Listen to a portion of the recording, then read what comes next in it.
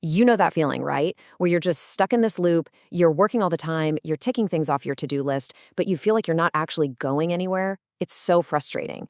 But what if I told you the fix isn't some huge, complicated thing? It's not about working harder, it's not about getting smarter, it's about changing just one little thing. So let's get into it.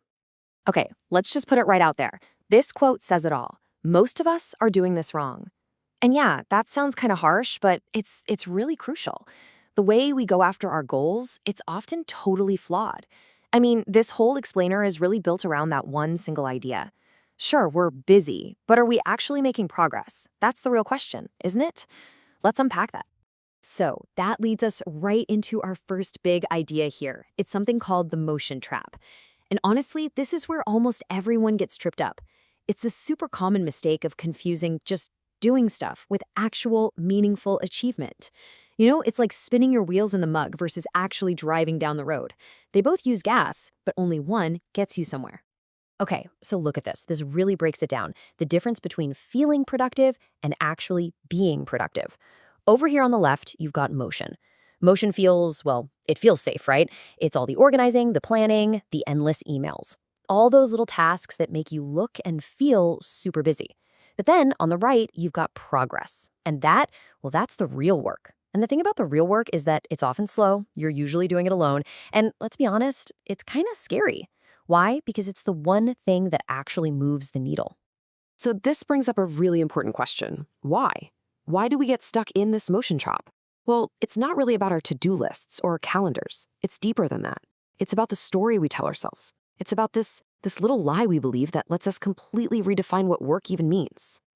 And here it is. This is the heart of that lie. The real work is the thing you are avoiding. Think about it. We convinced ourselves that all those motion tasks, the emails, the meetings, the planning, we tell ourselves that's the work. Why? Because the real work, that one single most important task, is usually the one we are desperately trying to avoid. It's that hard phone call you have to make, it's writing the first paragraph of that book, it's having that really difficult conversation, and so we stay busy. We use motion as a shield to avoid the thing that actually matters. Okay, so if the problem is a lie we tell ourselves, then the solution, well, it's not going to be a new productivity app or some super complicated system. It's not about blowing up your whole life and starting over. Nope. It's about one single, powerful internal shift. Let's take a look at what that actually is. So here we are. This is the big question, right? What is the one change that makes all a difference? What's the one thing that can finally break us out of that cycle of fake productivity and get us on the path to real results? I promise you, it's way simpler than you're probably thinking. And here is the answer. The change is simply removing the lie. That's it.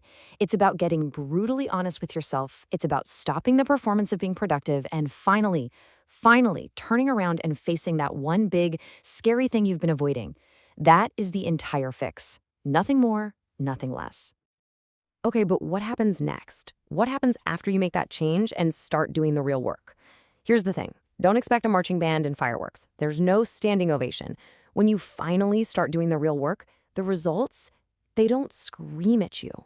They whisper. And learning to listen for that whisper, that is absolutely everything. This quote just nails it, doesn't it? That early stage is quiet. And that silence can be so uncomfortable. It can really feel like you're failing because you're not getting any applause, no immediate feedback. But this reframes it so perfectly. That silence is the sound of deep work. It's the sound of the foundation being poured, long before anyone can see the building. And just so you know what you're getting into, this is what that whisper phase actually feels like. It's going to feel lonely. It's supposed to. It's going to feel incredibly slow, also normal, and you are almost definitely going to face skepticism from other people. You're going to hear them say, "Oh, you should be more realistic." You know what that's usually code for? It's code for, "Please don't do something brave that scares me." This is the reality of it. And knowing this going in, that's your armor. So, if you can push through that quiet, lonely phase, what's waiting for you on the other side? What did that success actually end up feeling like? This right here, this is maybe the most important takeaway of all. This is the hard part. This is where most people quit.